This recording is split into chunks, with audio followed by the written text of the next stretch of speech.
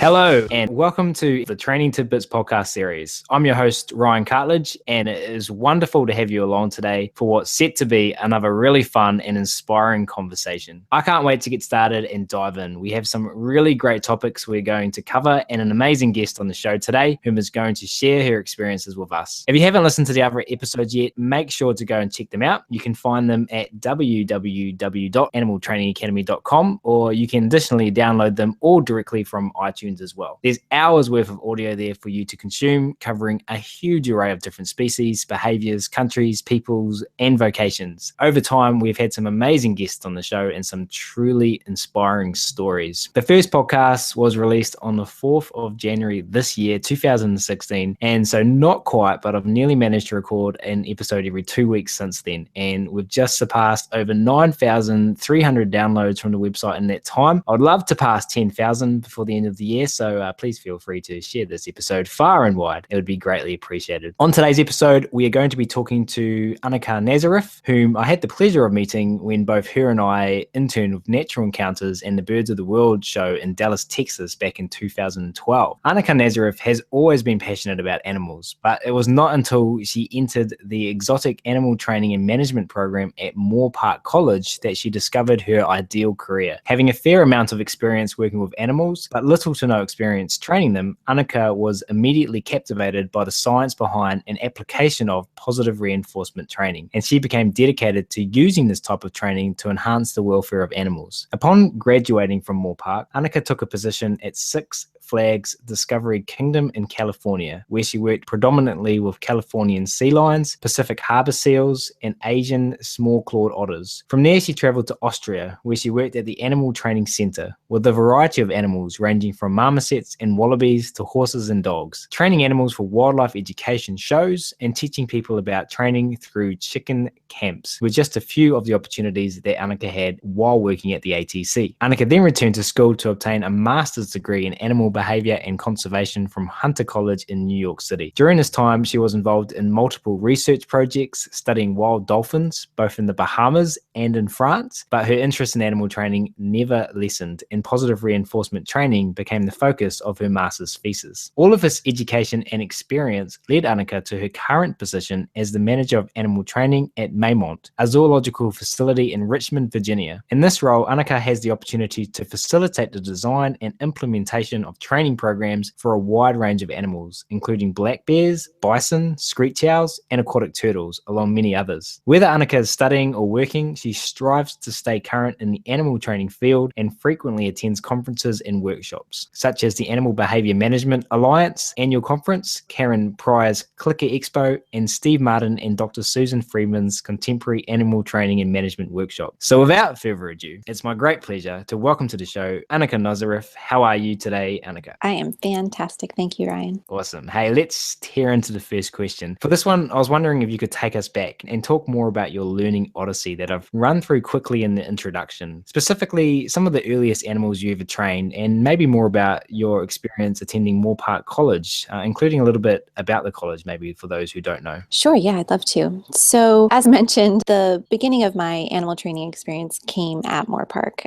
Prior to that, I had dogs as I was growing up, but I had an older brother who kind of liked to sabotage my training anytime I was doing something with one of my dogs, so kind of gave up on that pretty quickly. So it wasn't until I went to Moore Park that I really had the chance to dive in and try to train an animal myself. So as other listeners might have heard on some of the earlier podcasts, one of the first animals that you do train at Moore Park College is a rat. We would have to train our rat to go through, we would call it a maze, but really it was more kind of an obstacle course, not kind of that typical type of maze that you see in laboratory experiments. My rat had the pleasure of learning to ride up an elevator. I had quite a complex little obstacle course for her to go through, and it was quite a challenge as a new trainer to try to figure out how to make all of those obstacles positive for her and encourage her to go through the whole thing. And not only that, but then to be graded and timed on her performance getting through that obstacle course. So it definitely put some pressure on it. But it was a great experience, and that was just the beginning of learning to train the animals there. At Moore Park, depending on your grades and your participation in a lot of different activities, you are assigned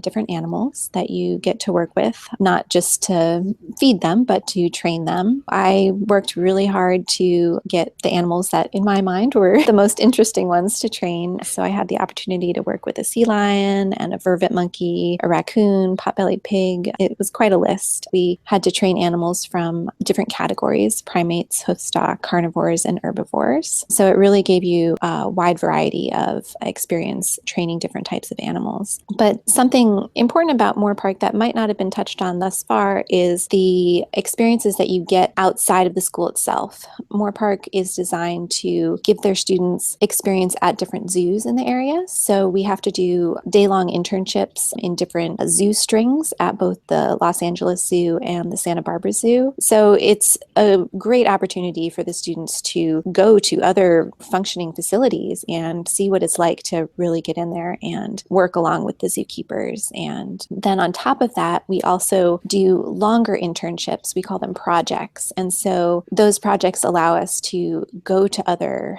potentially companies, facilities, whatever is really piquing your interest in the vast variety of options that you have in terms of working with animals. You could potentially go and do a project with the facility doing that work. For instance, some people will go and do projects with movie and TV businesses or with the guide dog company in San Francisco, for example. And I had the opportunity to go do an internship with Dolphin Quest. So I was able to see the functioning of an interactive dolphin facility. Then I also did an internship at Marine Worlds. It used to be Marine World. Now it is Six Flags Discovery Kingdom. And that actually led to me getting a position there, which Ryan already mentioned. So these projects really are an amazing resource for the students at Moore Park College to really get a sense of what's going on out there in the industry. Hey, thanks so much for sharing that, Anaka. I absolutely love learning about everyone's stories and experiences. I find them fascinating to listen to. And in your behavioral odyssey, you've worked really hard and been additionally really fortunate to travel around a lot and get to spend time in many different facilities and organizations. I was wondering now if you could tell everyone listening a little bit more about some of your other experiences, including your current role as manager of animal training at Maymont, and maybe some of your most memorable stories or experiences from places such as Six Flags or the Animal Training Center. Sure, I'd love to.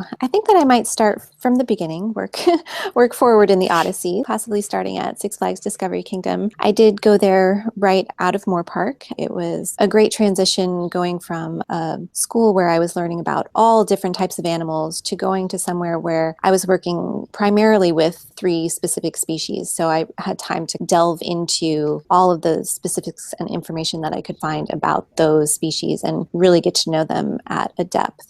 While I was there, I was doing entertainment shows and also interaction programs where people would get to come and learn about these species, kind of get up close and personal with them. It was a great time for me to hone my training skills and experiment with these different species that I was working with. Because I was a newer trainer there, I had a lot of opportunities to kind of sit back and watch the more experienced trainers training. One of my kind of most memorable experiences from that time of my life was seeing the relationship that some of these more experienced trainers had with these animals. One of our sea lions actually broke his jaw while I was there, which I can only imagine is incredibly painful. And the animal stopped eating and was seeming very uncomfortable. And he still participated in training sessions and allowed the veterinarian to come and x-ray his jaw, even while he had a broken jaw and wasn't eating fish. It's just incredible to see those instances of the relationship between an animal and trainer and how that can really facilitate taking care of the animal better and helping them. And similarly, sea lions are quite prone to having eye issues. So we did have some animals that were developing cataracts, and one of the animals, it was definitely bothering him a lot more. And so we have wonderful veterinarians at the facility itself, but then also other veterinarians coming in from other places who possibly are,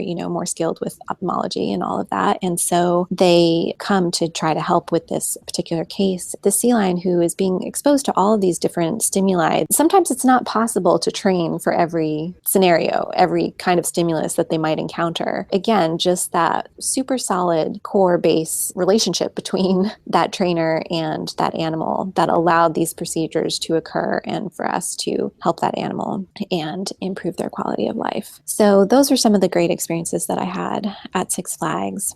And from there, I did go out to Austria, which was fantastic, and I was working at the Animal Training Center there. Anna Oblasser-Mutual is the owner of the company, and she and I actually went to Moore Park together. It was amazing to watch somebody go through the Moore Park program and then go back to her home country and start a business from the ground up, starting small, doing little things like flying pigeons for weddings, anything that can kind of bring in a little bit of business, but then growing it from there and starting to focus on the things that are really important. So doing wildlife education shows and being able to bring animals in and teach children about them, helping with zoo animal training and trying to incorporate things that are not really in use over there in Europe as much. Her company has grown so much that she's now also training diabetic alert dogs and changing people's lives that way, those diabetics that she's helping with those service dogs. It's a life-changing experience for them. So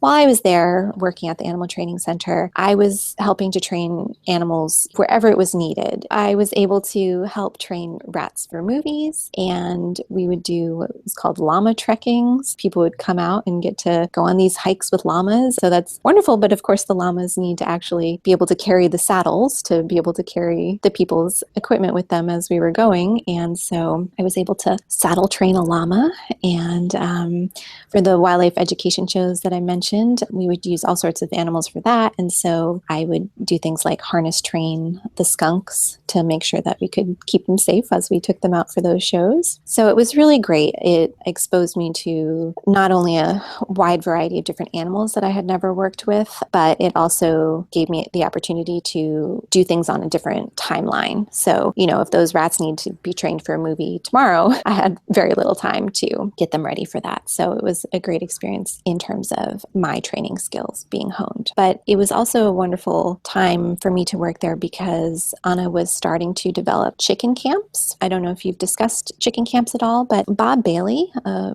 very well-known trainer, he developed chicken camps as a way to teach people how to train. And the reason that he used chickens is that they are very quick at learning. Not only do they learn when you've done the correct thing, but they also learn when you've made a mistake. They will take that mistake and run with it. It really helps people to develop their training skills because you learn when you've made a mistake or when you've done something correctly. Anna developed a very similar program. She has groups of people come to her facility, and also we take the chicken camps to other facilities. So the chicken camp that I specifically helped with was at the Wolf Science Center. This is a research facility in Austria, and they're publishing a lot of studies about wolves and dogs and interactions between those animals and people. And so a lot of different researchers are coming to the center with such a wide range of people. Frequently, English is the common language that people are speaking there. So it was really neat for me to be able to step in as a native English speaker to help out with that chicken camp. It's really fascinating to be able to watch people work with the chickens and make a lot of progress and learn so much in just a few days. And so I guess that brings us up to my current position at Maymont. We have a little bit of schooling in the middle there, but we can talk about that in a minute. So at Maymont now, I am the manager of animal training. My main role is really to help our staff learn how to train animals and then to see that they go out and do that.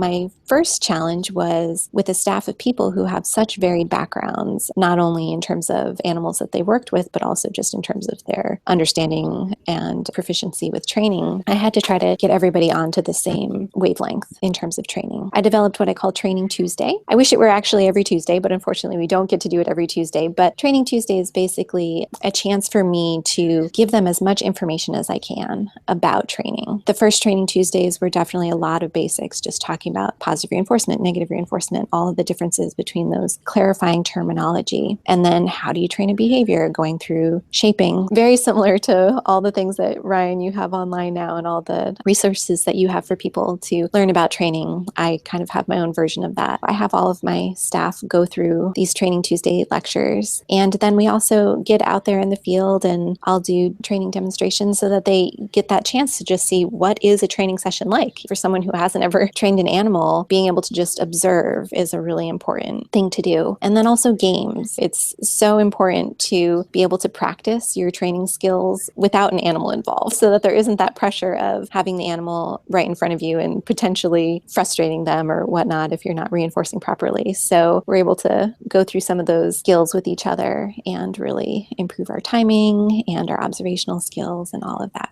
So yes, I started the Training Tuesdays to get everybody up and running. And then I know, Ryan, you've done a lot with training plans. So we go through our training plans so that they can really start to think through each behavior. And then we get out there and we get training. So we have quite a few very fun animals at Maymont. We focus on native Virginia wildlife. We have things ranging from black bears and bison to bobcat, gray fox, lots of raptors. But we also have a children's farm with goats and sheep and chickens. And then we also have a nature center with turtles, fish, snakes, all sorts of animals there. I typically have our animal keepers start training a goat because I find goats to be really great animals to learn with. They're definitely very food motivated for the most part. So they're able to really get right in there and have that experience with quick progress, but learning great skills as you're going, even just with proper feeding methods and not letting the goat dive into your treat pouch and all of that kind of stuff. So yes, I try to get the staff up and running. Then I also try to take it a little bit beyond just the staff. I also try to reach out to our guests to teach our guests about training as well. We do have training demonstrations with some of our animals. And then I also have a program called Animal Training Adventures, where our guests can actually come and learn about positive reinforcement training, how we do it, why we do it, what the benefits are. And then they actually get to come out with me and train some of our animals. So they get to go into the vulture exhibit with me and have the vulture get onto a scale and touch a target pole. They get to work with our chickens and do color discrimination tasks and have our aquatic turtle come and go to a specific station. I really enjoy that program because it's a great way to get people involved with training and to really see how fun it can be and how rewarding it is for the animals. That sounds fantastic, Anaka. And maybe just touch on quickly, that's something I'm quite passionate about, the value of showing visitors at zoos animal training. I can't overemphasize how important I think it is. It's a little bit disheartening to me sometimes how many people still come and think that we are forcing the animal to participate in something or thinking that we are not taking good care of the animals. And so the more that we can show them how this is something that the animal just lights up about doing, I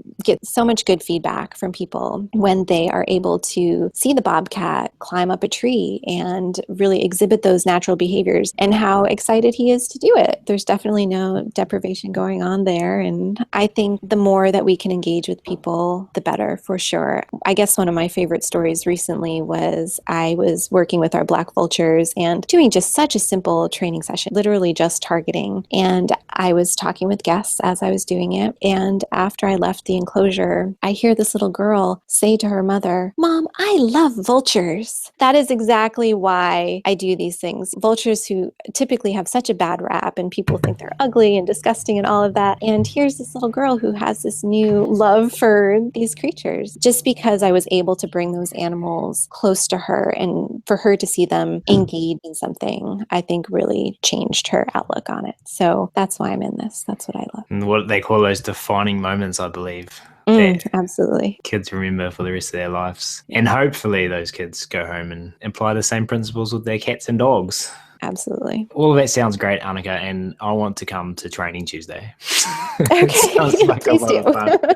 And I'm sure with all the experience that you have, that there must be way more stories where those come from. And I hope before the end of the podcast, we'll get a chance to hear some more. For now, though, we will move on because I'm fascinated to learn more, as I'm sure everyone listening is, about your thesis research that you conducted a number of years ago under the guidance of Dr. Diana Reese and Dr. Susan Friedman. Now, not only did you get to assist with research about wild dolphins, but you also conducted research on a chicken's choice: positive reinforcement training versus free food, a study investigating domestic hens' preferences for positive reinforcement training. Can you tell us more about your experiences here? Yes, I would love to. While I was at Hunter College, which is in New York City, I had the opportunity to see a lot of research that I wouldn't have seen otherwise, particularly with dolphins in the wild. So that was a fantastically fun experience, but unrelated in the long run to what I really wanted to be looking at, which was how animals react to positive reinforcement training. A lot of studies are being done these days about the effects of positive reinforcement trainings, hopefully positive effects, but potentially negative effects, depending on the findings. Most of the studies, though, have focused on the behavioral or physiological responses of the animals. And so I wanted to try to look at the preferential response of the animal to the training session. So kind of asking the question of, is this actually something that the animals would choose to participate in? In order to try to look at that question, I was coming at it from the viewpoint of contra freeloading, which is the phenomenon where an animal will actually work for food even though that identical food is freely available at the same time. This idea that an animal will work for the food really kind of goes against optimal foraging theories, saying that an animal will expend as little energy as possible in order to get the resources that it needs. The question is, why would an animal choose to expend more energy when they don't need to?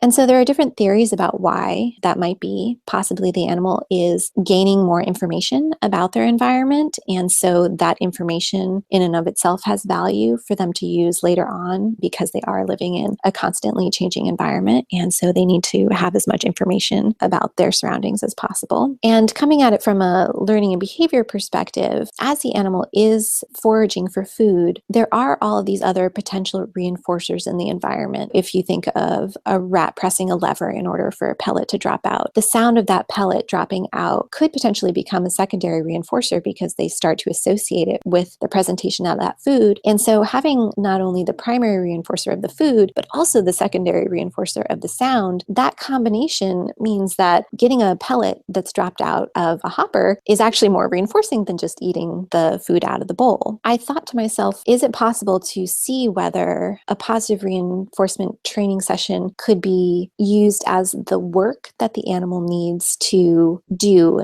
in order to get the food, and then to use that to have that in comparison with just food being freely available. So it was a little bit challenging to design this study because most contra freeloading studies are done where the animal has free access to both types of situations at once. So either they have a lever to press where they can get food, or they have that food just sitting in a bowl, and they're just kept in this environment for hours, days, whatever the study prescribes. But that's not necessarily possible with a training session, because with a training session, the trainer needs to be there and available. And so I decided to use other study models to look at this question. So I actually did 3 different types of tests. The first one was called a conditioned place preference test.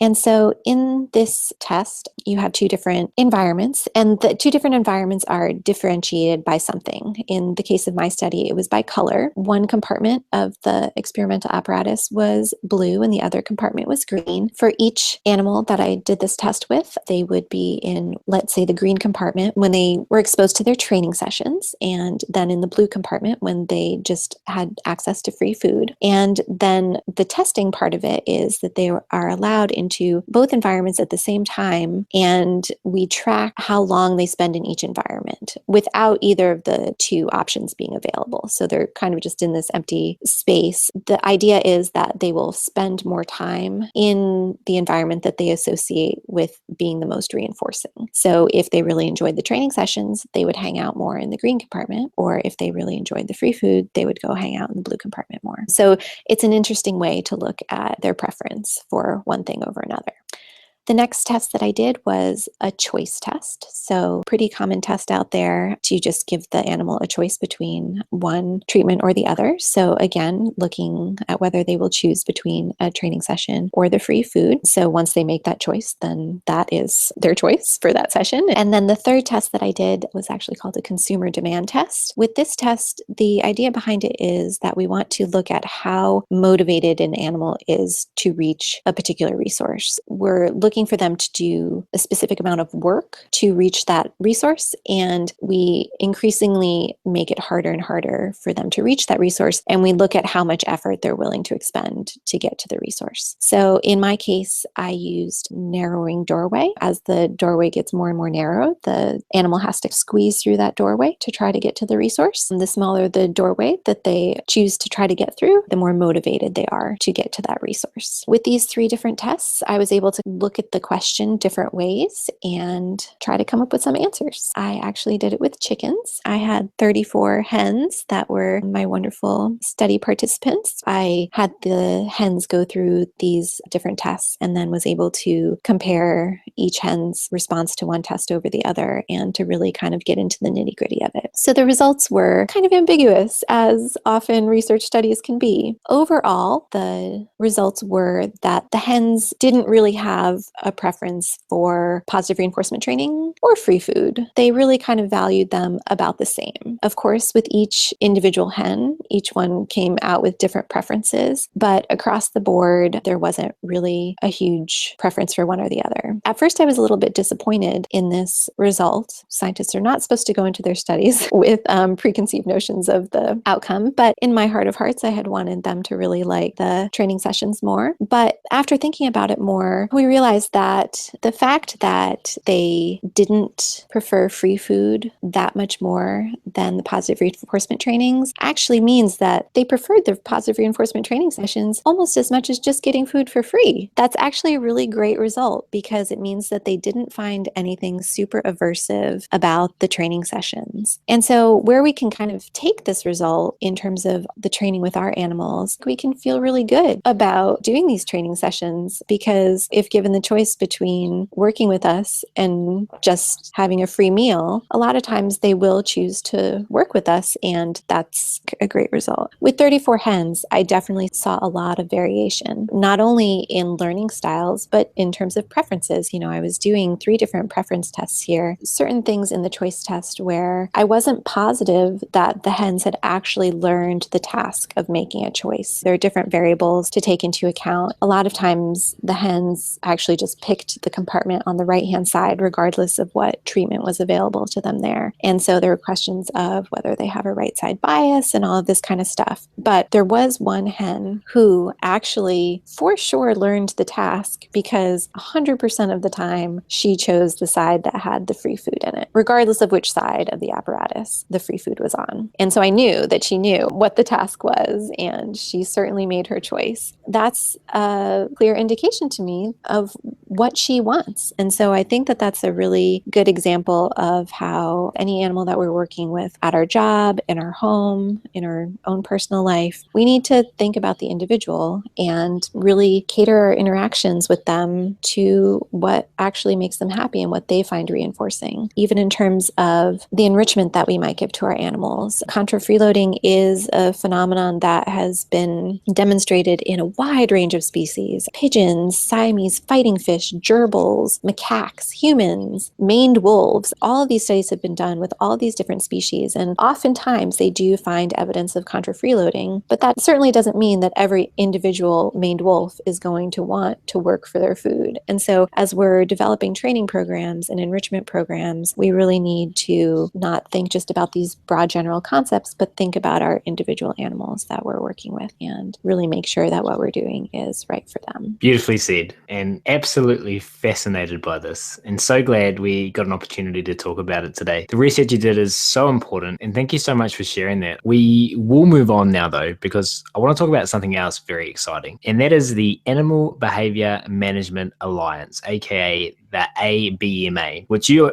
are on the conference committee of. Can you maybe tell us a bit more about what the ABMA is, what they do, where people can find out more about them / join, and what your role on the conference committee entails? Absolutely. So the ABMA is a not-for-profit corporation with a membership comprised of animal care professionals and other individuals interested in enhancing animal care through training and enrichment. The ABMA is intended to be nurturing and informative and was created to serve trainers, handlers, and keepers of animals, irrespective of species, with information and assistance in the behavior management of their charges. So really, the ABMA is continually striving to advance intentional and enlightened behavior management to improve the lives and welfare of all animals. The members of ABMA are amazing people who work at such a wide range of facilities, or potentially are not even working in facilities. They're just very interested people in the animal field. And so it's a fantastic resource for anyone who is looking to get into the animal field, training or just working with them, doing enrichment. The scope of what the ABMA covers is quite wide. Not only does the ABMA host annual conferences where there are lectures, workshops, site visits where you get to go and see so many great things in action at really top industry facilities, but the ABMA also has what's called Collaboration. Collaboration is this amazing resource where you can see past conference presentations, workshops, lectures, all sorts of continuing or beginning education items for people who are interested in animal-related topics. And the ABMA really seeks to be non-species specific, so you can go and find out information about parakeets or dolphins or your dog. It's amazing really how so many people contribute to the information that is shared here, so we get a really broad perspective of things. During the conferences that are held annually, there are specific presentations that are given in workshops, and the committee that I'm a part of is the Conference Content Advisory Committee. What we do is take all of the submissions, all the people who submit their work to be presented at the conference. We go through the abstracts that they send us and rate those abstracts based on a couple of different categories, potentially how closely it relates to the ABMA mission of, as I said, continually striving to advance intentional, enlightened behavior management to improve the lives and welfare of all animals. We will look at how technically competent the abstract is, so whether it really sounds like the author is using sound behavioral management techniques that the ABMA would want to promote, whether the ideas and concepts being promoted are actually new and novel and would be beneficial to the people who will be attending the conference, and also whether it connects to the theme of the conference. So the conference actually coming up next year in 2017 is in Cincinnati, Ohio, and the theme for that one is Back to Basics, Crossing the Bridge Between Training and Conservation. It's a theme that is open to interpretation, however you interpret that and how you can relate whatever work you're doing and present that in your abstract. That would be something that the Conference Content Advisory Committee would be looking at. And it's a blind scoring process, so we don't know where these abstracts came from, which facility they came from, or who the author is. Based on the scores, we make the selection for what presentations will occur at the conference. It's a great way to try to ensure that what is presented at the conference will be applicable to a wide audience, because the different members on the committee definitely come from very different places throughout the country, throughout the world, from different facilities, different backgrounds. So we all represent different parts of the ABMA community. We're hoping to really cater to as many people at once as possible. So to get involved with the ABMA, definitely coming to the annual conference is a fantastic option, but it's definitely not the only option either. You can go to their website, which is theabma.org, and look into the resources that are available there. In order to participate in ABMA collaboration that I was talking about before, you do need to be a member, but there are different membership options. And so you don't necessarily need to be working at an animal facility right now. There are options for student memberships as well. So once you become a member, you open up a whole other realm of different resources that are available. But even without becoming a member, still, there are things on their website and ways that you can connect with people that will will be hugely beneficial to anyone who is interested in getting involved with animals in any capacity. Such great information, and thank you so much for sharing that, Anaka. Such a great organization to be involved with. And for everyone listening, I will put a link in the show notes for you to check out and visit that website. Would that be best, Anaka? That would be fantastic. Fantastic. Hey, we are sadly nearly at the end, but we do have a few more questions before we finish off. The stories and information so far have just been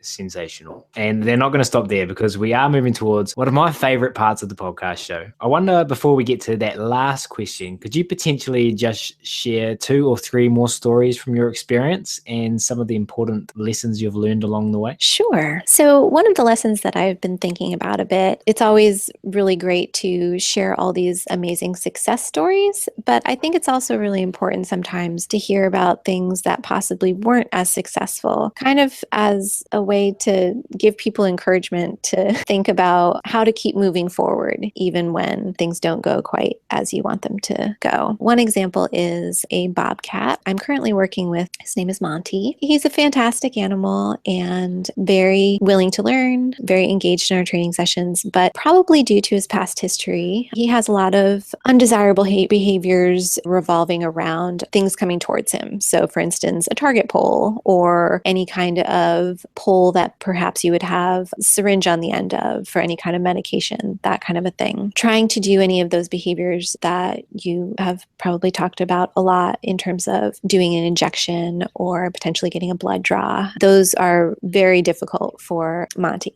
And so this was one of my main goals. This was what I really wanted to accomplish with him, was to be able to do his annual vaccinations totally unrestrained and voluntarily, have him just sit there for his annual vaccination. And so I worked quite a lot on this, and I broke it down into as many small steps as I could. I set him up in a position that I thought he would be really comfortable in, and I modified that based on what I was seeing and the challenges that we were having. And even after months of working on it, we were not succeeding. We had gotten to a certain place and then we regressed. And as much as I tried to break it down into little micro behaviors and keep it as reinforcing as possible, Monty was really telling me that this was not something that he was willing to participate in. Naturally, we needed to get him his annual vaccination. I finally needed to make that decision to totally change the direction I was going. Instead of focusing on trying to have him voluntarily participate in the injection, I needed to focus on him voluntarily going into a squeeze cage so that then we could give him his injection in the squeeze. It hurt me a little bit to have him go into the squeeze cage because in my mind, I don't necessarily feel like squeezing an animal is the most positive experience for them.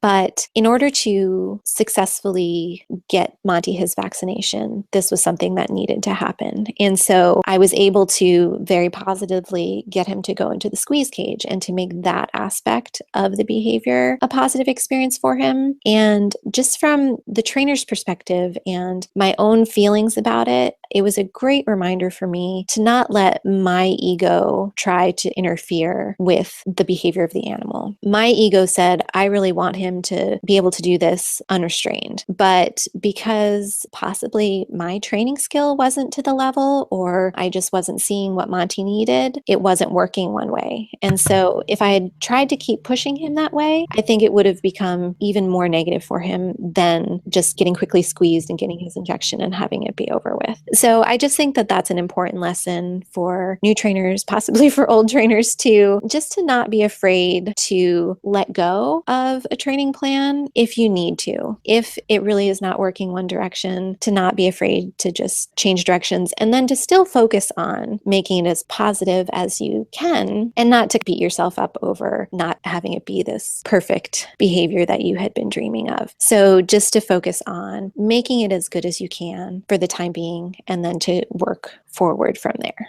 So another story, kind of to counterbalance that one, is my experience with training one of our black bears. Again, going back to annual vaccinations, this is something that can cause a little bit of stress sometimes at certain facilities and for certain animals. This was an animal who previously definitely did not enjoy his vaccinations. And in fact, anytime he would be touched with a stick or any kind of even mildly pointy object, he would make this very sad little squeal squealing noise, possibly because of his past experience with needles. I definitely wanted to try to work with him and make this a more positive experience for him. We did a lot of training, and I'm happy to report in that case that training did work very successfully, and he didn't even flinch when he got his annual vaccination. But even moving further from that, months later, totally unrelated, he had a little bit of a growth on his neck, and our veterinarian wanted to do a fine needle aspirate of that growth to check and make sure that it was nothing that we needed to be concerned with. I was able to take the training that we had done in order to do the injection for the vaccination and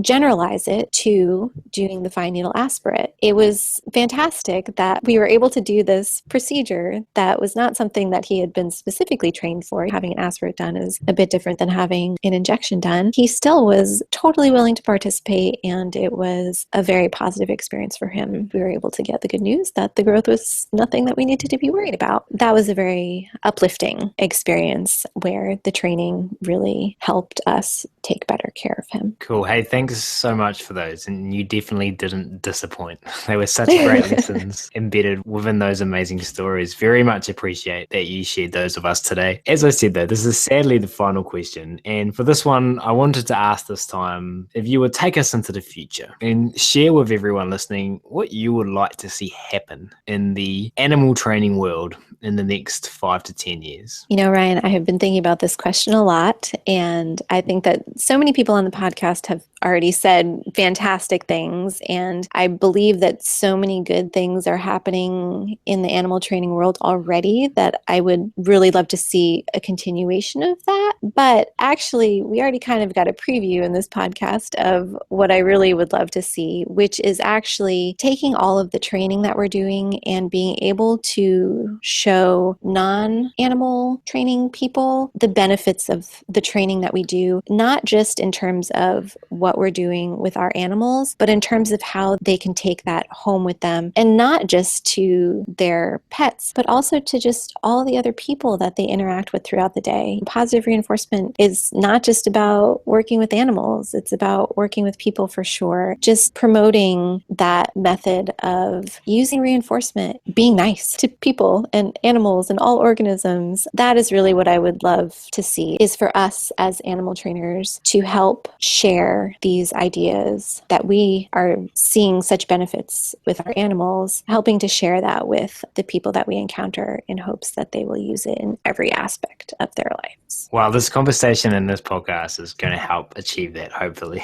So thank you so much for sharing those thoughts and feelings. And let's hope that that definitely 100% continues, as you say, because it's already happening, to develop over time. This has been so much fun. And as always, I'm just really excited that we've had this opportunity to reconnect today, to learn and grow together. And from you today, Anaka, it's been an absolute pleasure to have you on the show, and a massive, massive thank you. Thank you so much for having me. You're very, very welcome. We all appreciate it. I hope that you out there listening to this enjoyed it as much as we enjoyed making it. As mentioned at the start of the podcast, if you haven't listened to the other episodes yet, you can find them and download them either on the website at www.animaltrainingacademy.com or jump over to iTunes and find them there as well. Please share this podcast far and wide. The more we can disseminate this information, the better. Also, while you are on animaltrainingacademy.com, make sure to check out all of the other amazing resources on offer, including, of course, my labor of love to you guys, the 15-lesson animal training tidbits free online course. In the course, there's videos, written content, PDFs, audio, lessons on getting started, clicker training, target training, crate training, environmental arrangement, reinforcement, measuring behavior, riding shaping plans, and more. So head over to animaltrainingacademy.com and go to the free course section in the main menu and start learning today. For now, though, we'll sign off for this episode. Once again,